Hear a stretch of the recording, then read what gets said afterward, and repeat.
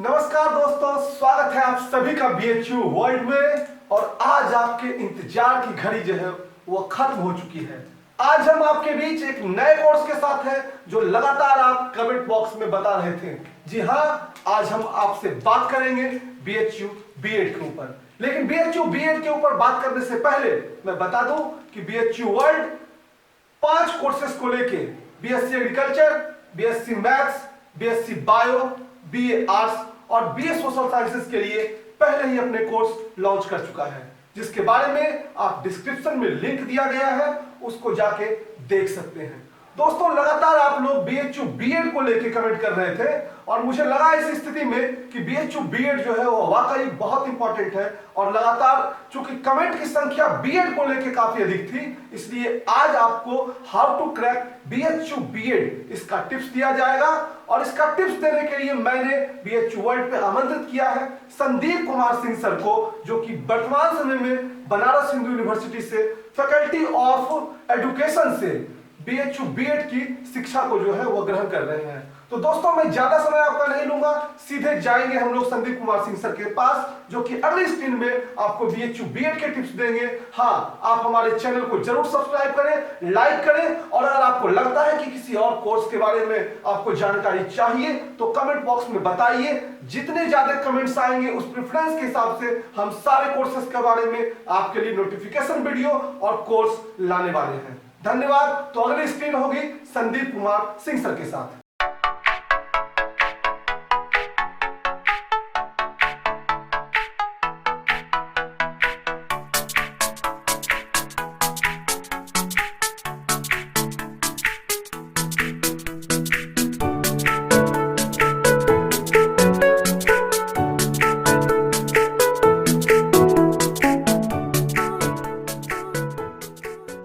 नमस्कार दोस्तों, BHU world पे आपका स्वागत है। मैं संदीप कुमार आज आपको बतलाने जा रहा हूँ बीएचयू बीएड के बारे में। दोस्तों, बीएचयू बीएड का जो एंट्रेंस की तैयारी किस तरह से किया जाए, मैं आज उसके बारे में आपको बतलाऊंगा। दोस्तों, मैं बनारस हिंदू यूनिवर्सिटी से फैकल्टी ऑफ एजुकेशन, मेरा specialisation VI group special education से मैं बीएड कर रहा हूँ। वर्तमान समय में मैं फर्स्ट ईयर का स्टूडेंट हूँ। दोस्तों, सूरज सर हमारे करीबी दोस्त हैं और विगत कई महीनों से इन्होंने मुझे बीएड के बारे में, बीएड की एंट्रेंस की तैयारी के लिए किस तरह से इसका एक प्रारूप तैयार किया जाए और इसको किस तरह से बच्चों को पढ़ाया जाए, इसके बारे में विगत कई महीनों से मुझे बार बार कॉल कर रहे थे। तो दोस्तों, आज एक ऐसा समय आ चुका है जब मैं आपको बतलाने जा रहा हूं कि बीएचयू बीएड की तैयारी किस तरह से किया जाए। दोस्तों, सबसे पहले मैं बतलाना चाहता हूं कि बीएचयू बीएड की उपयोगिता क्या है, इसकी क्या उपयोगिता है, आप इसे किस तरह से यूटिलाइज कर सकते हैं अपने जीवन में। दोस्तों, जो बीएड की एंट्रेंस होती हैं खास करके उत्तर प्रदेश और बिहार में, अब ये कंबाइंड एंट्रेंस के रूप में सामने आया है। इसका मतलब है कि संपूर्ण उत्तर प्रदेश का एक ही एंट्रेंस होगा बीएड का, संपूर्ण बिहार का एक ही एंट्रेंस होगा, और जब आप उसमें आपका जिस तरह का परफॉर्मेंस रहेगा उस तरह के नंबर के अनुसार आपको कॉलेज निर्धारित किए जाएंगे। तो सबसे पहले तो आपको इसकी उपयोगिता यही है कि यहाँ पे आप एक सीमित सीट्स जो है उसमें आप इनरोल हो सकते हैं, जो कि एक केंद्र सरकार की बीएड के अंतर्गत आती है। इसके अलावा इसकी उपयोगिता ये भी हो सकती है कि आप जब बिहार से कहीं से बीएड करेंगे तो कम से कम जो आपको एजुकेशनल फी के रूप में 2 से 2.5 लाख रुपया, और संपूर्ण अगर रेगुलर रूप में अगर बीएड करते हैं कक्षा को जोड़ करके, तो 3 से 4 लाख रुपया लगभग आपको बिहार बीएड में आपको लग जाएगा।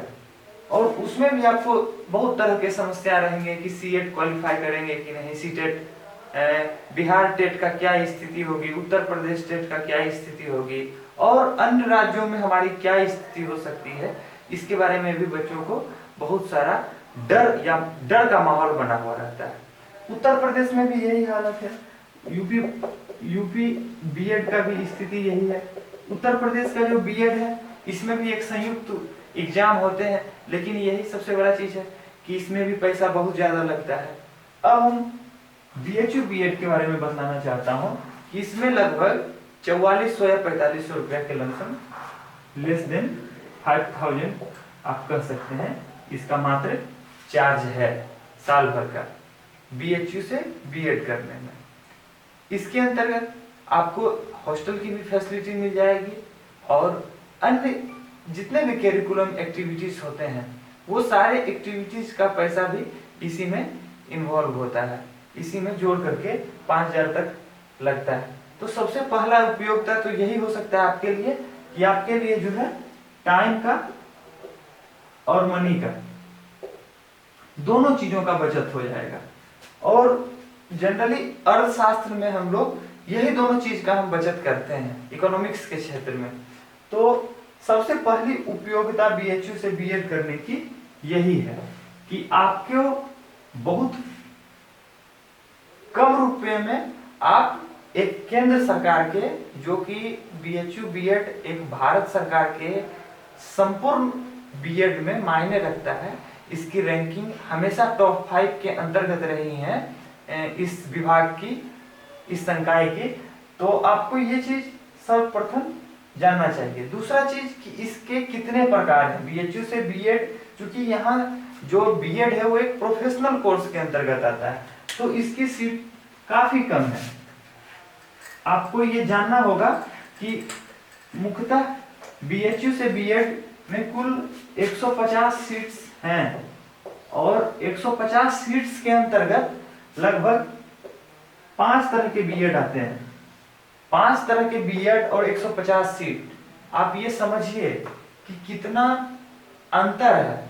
आप यूपी बीएड देते हैं, आप यूपी बीएड देते हैं, आप बिहार बीएड देते हैं, लगभग प्रत्येक वर्ष इन दोनों बीएडों में कम से कम मुझे जैसा अनुमान लगता है कि 90 से 1 लाख, 90,000 से लेकर के 1 लाख विद्यार्थी जो है यूपी बीएड में इनरोल होते हैं प्रत्येक वर्ष, और वही स्थिति 70 से 80,000 तक बिहार बीएड की स्थिति है। इतने छात्र प्रत्येक वर्ष ये 2 राज्यों से बीएड कर रहे हैं, और जो आपको सुनहरा मौका मिलेगा उसमें महज 150 स्टूडेंट हैं। तो आप अनुमान लगाइए कि ये बीएड और ये बीएड दोनों में क्या अंतर है। दूसरी स्थिति, बीएचयू से जो बीएड होती हैं वो 5 तरह के बीएड होते हैं, वहां एक ही एंट्रेंस होते हैं। उसके अंतर्गत जब आप क्वालिफाई करेंगे, आपको जो कॉलेज मिलेंगे उसके अंतर्गत आपको आपके ग्रेजुएशन या आपके इच्छा अनुसार वहां पे आपको निर्धारित किया जाएगा।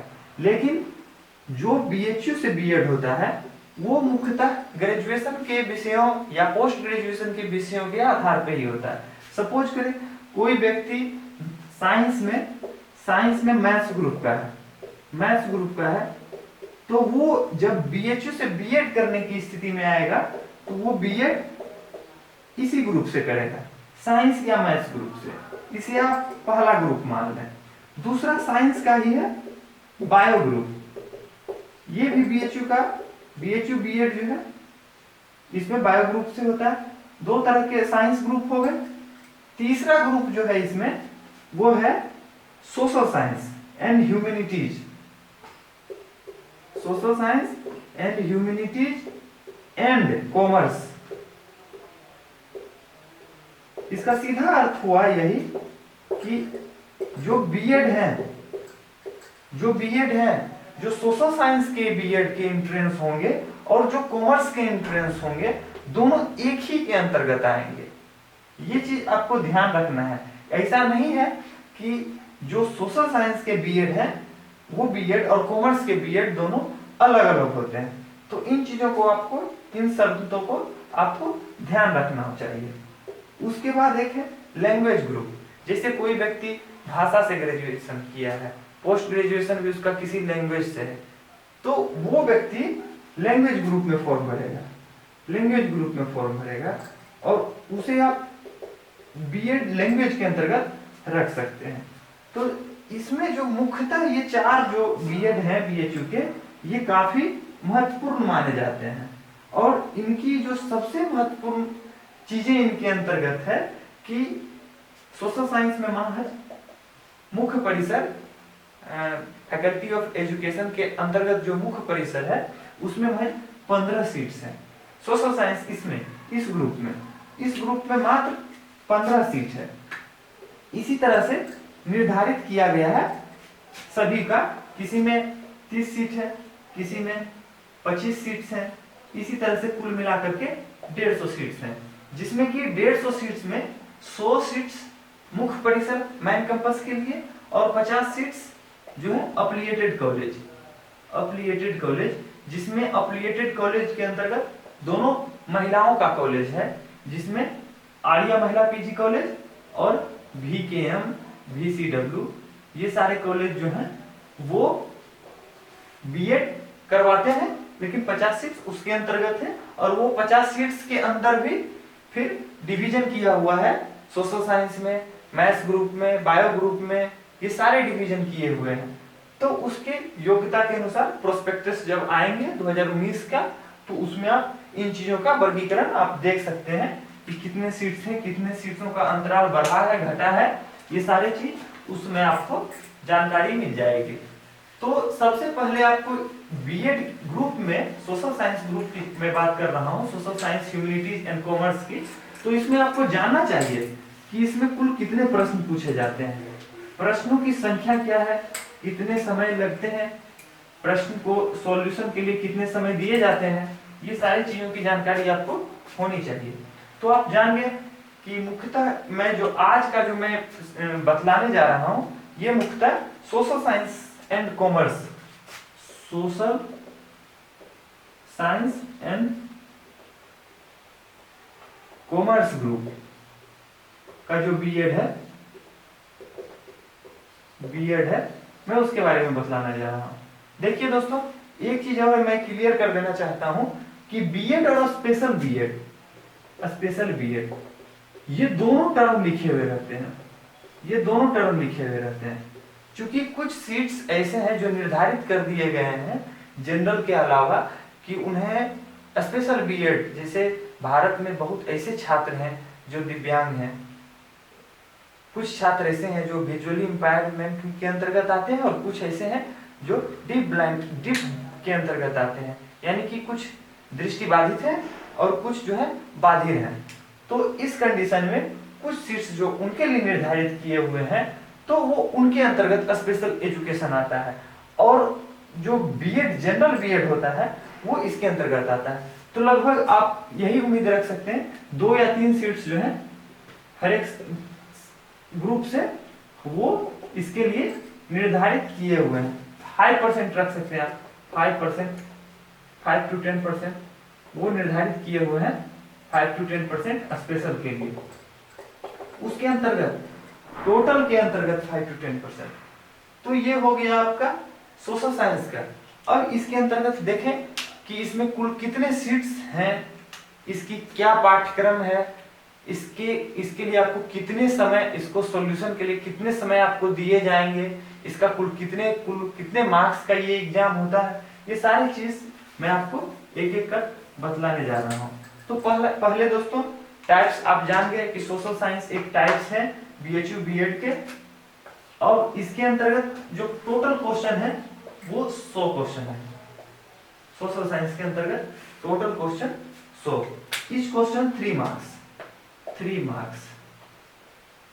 और अगर आपने गलत किया तो -1 मार्क्स प्रत्येक रॉन्ग क्वेश्चन पे आपको -1 मार्क्स जो है आपके काट लिए जाएंगे। जो मार्क्स आप अर्जित करेंगे, जो मार्क्स आपने गेन किया उसके, तो ये हुआ नेगेटिव मार्किंग है इसमें। उसके बाद जो है इसमें कुल टाइम्स जो आपको दिए जाते हैं वो 2.5 आवर्स, इतने समय का ये होता है। इसके बाद जो है इसमें आप क्वेश्चन देख लिए, 100 क्वेश्चन, सीट्स भी आपको मैंने बतला दिया। उसके बाद जो है निगेटिव मार्किंग होता है। उसके बाद टोटल 2.5 घंटे का समय है। ये चीज इसके अंतर्गत एक महत्वपूर्ण चीजों के अंतर्गत आता है। इसके बाद मैं आपको बताने जा रहा हूँ इसमें क्या क्या सिलेबस के अंतर्गत क्या है। BHU B.Ed social science humanities का जो सिलेबस है उसके अंतर्गत कौन कौन सा पोर्शन है और कौन कौन से पोर्शन से कितने कितने प्रश्न पूछे गए हैं। विगत 10 वर्षों के प्रश्नों को मैंने एक आधार बना करके मैं आपको बताना चाहता हूं कि पिछले 10 वर्षों में प्रश्नों की जो संख्या रही है वो कुल अन्य क्षेत्रों से कितनी कितनी रही है।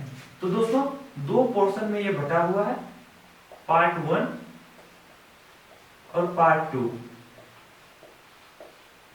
इसमें कुल 30 प्रश्न रहते हैं, इसमें कुल 70 प्रश्न रहते हैं। ये जो पार्ट 1 है, पार्ट 1 के अंतर्गत पार्ट ए या 1 कह सकते हैं आप। पार्ट ए,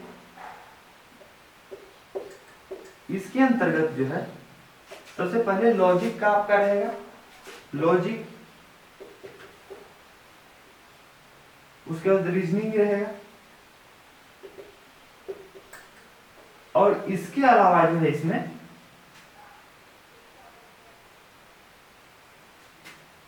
साइकोलॉजी,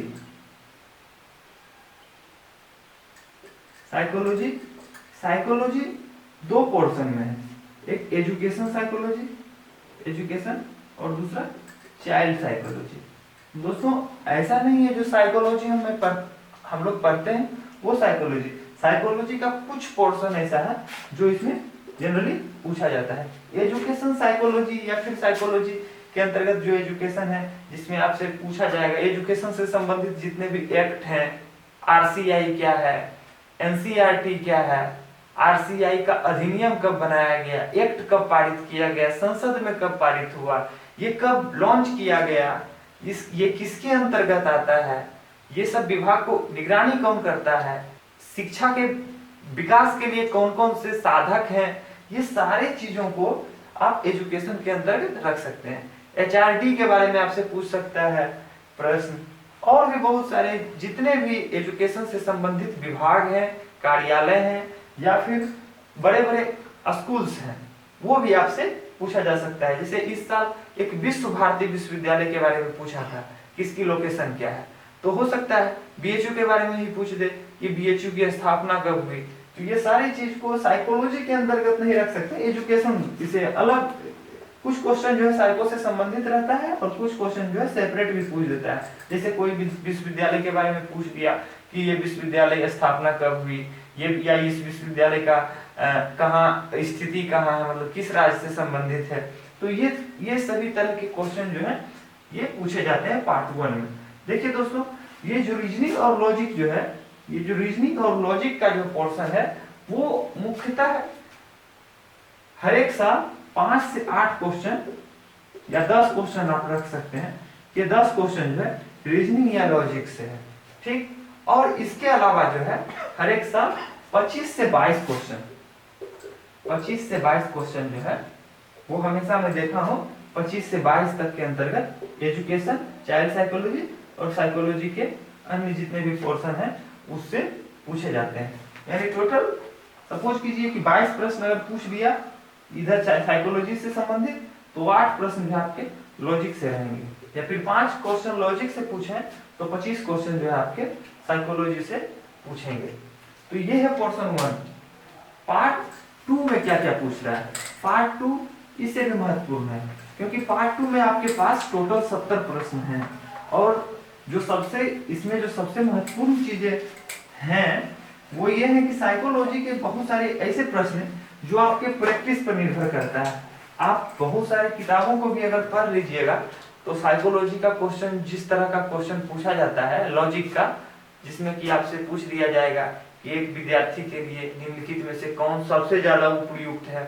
सपोज कीजिए जो भी दिया हुआ है, कक्षा में शोर नहीं करना, छात्रों की ओर अग्रसरता, मतलब छात्र जो है वो शिक्षक जो है उसके और विशेष ध्यान देना। आपको पता ही नहीं चलेगा कि जितने भी प्रश्न दिए हुए हैं कक्षा में विशेष रुचि इस तरह से कोई भी ऑप्शन दे दिया जाता है, तो उसमें आपको थिंकिंग पे आप अगर उस तरह के प्रश्नों को पहले हल किए हैं या फिर कहीं पे उस तरह के प्रश्न बनाए हैं, तभी आपकी संभावनाएं रहेंगी कि इस तरह के प्रश्न जो है आपके सही हों। अन्यथा इस तरह के प्रश्न अधिकांश गलत ही होते हैं। और लगभग इस तरह के प्रश्न जो है आपको एजुकेशन चाइल्ड साइकोलॉजी से संबंधित 7-8 क्वेश्चन जो है 8 क्वेश्चन इसी तरह का रहेगा। बाकी तो आप सॉल्व कर लीजिएगा किसी न किसी को आधार बना करके, लेकिन 8-10 क्वेश्चन जो रहते हैं वो बिल्कुल इसी तरह के रहते हैं और उसका सही होने की संभावना जो है बिल्कुल कम रहती है। तो ये हो गया आपका पार्ट 1। पार्ट 2 में देखिए, पार्ट 2 का जो पोर्शन है पार्ट 2 का, उसमें जो सबसे महत्वपूर्ण है वो इकोनॉमिक्स और बायोलॉजी है। इकोनॉमिक्स, इको और बायो, ये इस क्षेत्र से सबसे ज्यादा प्रश्न पूछे जाते हैं हर एक साल। पता नहीं क्यों बायो से इतना प्रश्न क्यों पूछा जाता है, मुझे ये समझ में नहीं आता है। कम से कम 12 से 15 क्वेश्चन जो है वो इकोनॉमिक्स से है और 12 से 15 क्वेश्चन जो है वो बायोलॉजी से पूछे गए हैं हर एक साल का। आप देखिएगा, मैं आपको हर एक 2010 से लेकर के उससे पहले का भी मेरे पास कुछ पीडीएफ्स हैं, मैं उनको भी आपको अवेलेबल करवा दूंगा। तो 12 से 15 क्वेश्चन इकोनॉमिक्स के हैं और 12 से 15 क्वेश्चन जो है वो बायो के हैं।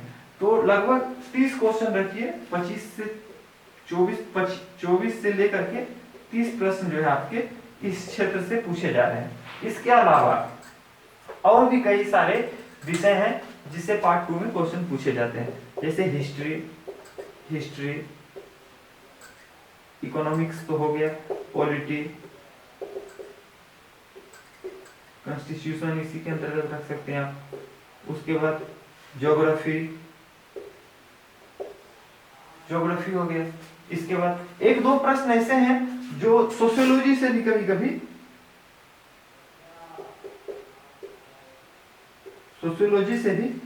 कभी ये प्रश्न पूछ दिया जाता है। जैसे पिछले साल का जो प्रश्न पत्र है उसमें एक प्रश्न था कि निम्नलिखित में से कौन अलग है। अब जैसे दे दिया अर्थ, धर्म, काम और नियोग, इस तरह के क्रिटिकल क्वेश्चन पूछ देंगे आपसे, आप समझ नहीं पाइएगा ये क्या है, मतलब ये किस चीज से संबंधित है। तो हम लोग जनरली बोलते भी हैं अर्थ, धर्म, काम, मोक्ष। मोक्ष की जगह पे उसने नियोग डाल दिया, मतलब जस्ट रिवर्स शब्दों का उसने वहां पे डाल करके आपको फंसा दिया। तो ये इस तरह के जो शब्द हैं वो सोशियोलॉजी से संबंधित होते हैं। सोशियोलॉजी से औपचारिक संस्था के बारे में पूछ दिया कि विवाह निम्नलिखित में से क्या होता है, मैरिज वो क्या है, विभाग है, संस्था है, इंस्टीट्यूशंस है, या फिर कुछ और भी दे दिया कि एक लाभकारी क्षेत्र है, या फिर दे दिया ये कृषि क्षेत्र से संबंधित है। इस तरह से भी प्रश्न आपसे पूछ करके आपको फंसाया जाएगा और लगभग ये 3-4 प्रश्न हर एक साल इन क्षेत्र से पूछे जाते हैं। इसके अलावा अगर सब सारे प्रश्नों को आप जोड़ दें 30, 60 और 63 रखिए, 63 में 100 घटाने पर आपको लगभग जो है 37 प्रश्न जो है वो इन तीनों विषयों से आपसे पूछा जाएगा। हालांकि ये तीनों विषय से जो प्रश्न पूछे गए हैं सोशल साइंस में वो उतना ज्यादा हार्ड नहीं होते हैं अपेक्षा की इकोनॉमिक्स के। इकोनॉमिक्स के प्रश्न थोड़े जटिल होते हैं जिसे खास करके सोशल साइंस का स्टूडेंट से बन पाना थोड़ा मुश्किल होता है, क्योंकि ये बहुत ज्यादा गहराई में भी प्रश्न पूछे गए हैं। दोस्तों इसका मुख्य कारण यही है कि इसमें कॉमर्स भी इंक्लूड है। आप सिर्फ सोशल साइंस के ही छात्र इस एंट्रेंस को नहीं दे रहे हैं, इसमें ध्यान रखने का ये बात है इसमें कॉमर्स ग्रुप के भी स्टूडेंट हैं, इसलिए थोड़ा सा जटिलता इकोनॉमिक्स में दिखाई पड़ती है। तो ये दोस्तों ये पैटर्न हुआ आपका।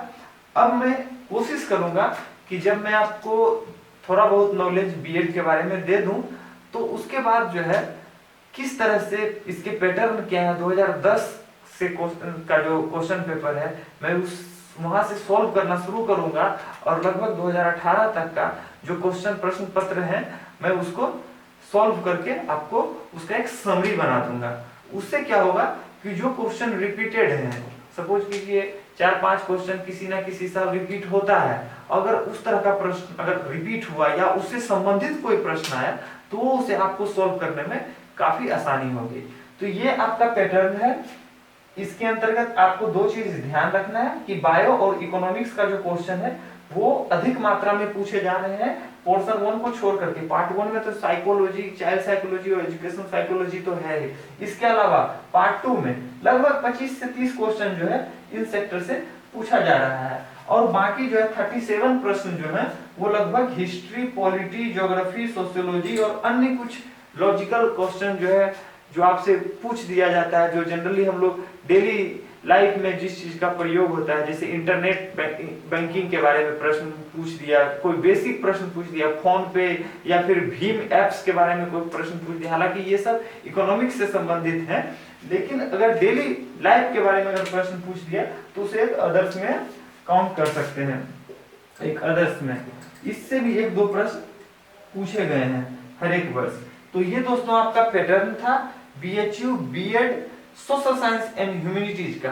दोस्तों अगर आप लोग को सोशल साइंस ह्यूमैनिटीज के अलावा जैसे मैथ्स ग्रुप का बीएड, बायो ग्रुप का बीएड या फिर लैंग्वेज ग्रुप का जो बीएड होता है, ये सारे बीएड्स के बारे में अगर आपको चाहिए दोस्तों, एक मैंने 4 ही बीएड के बारे में लिखा, एक बीएड और था लाइफ साइंस के अंतर्गत, उसको भी मर्ज कर दिया गया इसी में। पहले लाइफ साइंस का बीएड हुआ करता था, लेकिन उसे खत्म कर दिया बीएचयू बीएड ने, उसको मर्ज कर करके इसी के अंतर्गत रख दिया गया है। बायो में कुछ चीजों को लाइफ साइंस का जो डेली का उपयोगिता था, जो जिसे बायोलॉजी के अंतर्गत इंक्लूड कर दिया गया है, तो इन चीजों को आप ध्यान में रखेंगे। और जो सबसे महत्वपूर्ण है इसमें कि आप अगर इकोनॉमिक्स को अच्छे ढंग से फोकस करते हैं, अगर आप लगभग 8 से 10 प्रश्न भी इकोनॉमिक्स के सही कर देते हैं, तो मैं मानता हूं कि आपका कहीं ना हद तक आप बीएचयू बीएड एंट्रेंस में आपकी हो जाएगी, अगर आपका चाइल्ड साइकोलॉजी अच्छा हुआ हो तो। दोस्तों चूंकि सीट्स काफी कम है और बीएचयू बीएड में जो एंट्रेंस में जो छात्र प्रत्येक वर्ष जो सिर्फ सोशल साइंस में फॉर्म भरते हैं उनकी संख्या लगभग 20,000 है। 20,000 छात्र जो है प्रत्येक वर्ष सिर्फ सोशल साइंस ग्रुप में एंट्रेंस के लिए आवेदन कर रहे हैं। तो आप उम्मीद लगाएं कि 20,000 स्टूडेंट्स जहां पे महज 15 या 20 सीटों के लिए एंट्रेंस के लिए जब दे रहे हैं तो ये कितना कठिन है। इसलिए दोस्तों मैं आपको एक छोटा सा सजेशन देना चाहूंगा कि आप जहां से भी हो, चाहे वो लुसेंट्स का बुक हो, आप ऑनलाइन तरीके से आप पीडीएफ के माध्यम से हमसे जुड़ करके नोट्स लेकर के पढ़ सकते हैं, या फिर कोई और अन्य विकल्प के माध्यम से हिस्ट्री, पॉलिटी, ज्योग्राफी, सोशियोलॉजी, इन सारी चीजों को आप तैयार कर सकते हैं। बात रही बायो की, इकोनॉमिक्स की और साइकोलॉजी की, तो हमारे जो मेंटर्स हैं वो आपको इन क्षेत्रों में गाइड्स करेंगे। अगर आप चाहते हैं कि BHU BEd social science and humanities के अलावा अन्य कोर्स जो है बीएचयू वर्ल्ड पर रेगुलर रूप से, नियमित रूप से चलाया जाए, तब दोस्तों क्योंकि बीएचयू बीएड एक प्रोफेशनल कोर्स है और इसके अंतर्गत पूरा संपूर्ण बीएड की बात करें तो लगभग मुझे लगता है कि 60 से 70,000 स्टूडेंट प्रत्येक वर्ष इसके लिए आवेदन करते हैं 100-150 सीटों के लिए। तो आप अनुमान लगाएं कि ये थोड़ा कठिन जरूर है। तो मैं आपको आज इसके बारे में पैटर्न बतलाया कि किस तरह से इसका क्या पैटर्न है, और एक चीज और रह गई, कट ऑफ, इसकी क्या कट ऑफ जाती है। दोस्तों इसकी पिछले साल 2 वर्षों का मैं कट ऑफ आपको बतलाना चाहता हूं, क्योंकि कट ऑफ का जो निर्धारण होता है वो आपके टोटल अटेम्प्ट पे होता है और प्रश्न किस स्वरूप में पूछे गए हैं इस पे भी होता है, जिसके कारण प्रत्येक वर्ष कट ऑफ का जो निर्धारण है वो ऊपर नीचे, बहुत ज्यादा ऊपर नीचे होता है। दोस्तों 2015 का जो कट ऑफ था उसमें लगभग 155 मार्क्स पे सोशल साइंस एंड ह्यूमैनिटीज का सिलेक्शन हुआ है और 2016 में यह 174 मार्क्स पे हुआ है। 2017 में यह जो अंतिम छात्र हैं स्पोर्ट्स कोटा से वो 162 पे हुए हैं, और अगर जनरल कैटेगरी की बात की जाए तो वो लगभग 176 मार्क्स पे हुए हैं जनरल बीएड में। तो ये मुख्य कट ऑफ है social science and humanities BEd की। हालांकि कई सारे बीएड्स जो बीएचयू से कराए जाते हैं, खास करके मैथ्स ग्रुप का, लैंग्वेज ग्रुप का और फिर बायो ग्रुप का, उन सारे का कट ऑफ्स काफी अलग अलग होते हैं जिनका इनसे कोई मतलब नहीं है। तो दोस्तों आज हमने आपको BHU BEd social science and humanities and commerce के बारे में बतलाया, इसके प्रारूप को बतलाया, इसके पैटर्न को आपके सामने रखा, इसके सीट्स के बारे में बतलाया, इसके कुल कितने मार्क्स का प्रश्न पूछा जाता है इसके बारे में आपको बतलाया। दोस्तों अगर आप चाहते हैं कि बीएचयू वर्ल्ड पे social science and humanities BEd की पाठ्यक्रम को चालू किया जाए और आप इसमें इनरोल होना चाहते हैं तो आप नीचे कमेंट बॉक्स में मुझे कमेंट करके बतलाएं, ताकि हम इस पे अपने एक विशेष टीम को गठित करके इसके सारे पाठ्यक्रम को आपके सामने रख सकें। आपका बहुत बहुत धन्यवाद। Thank you.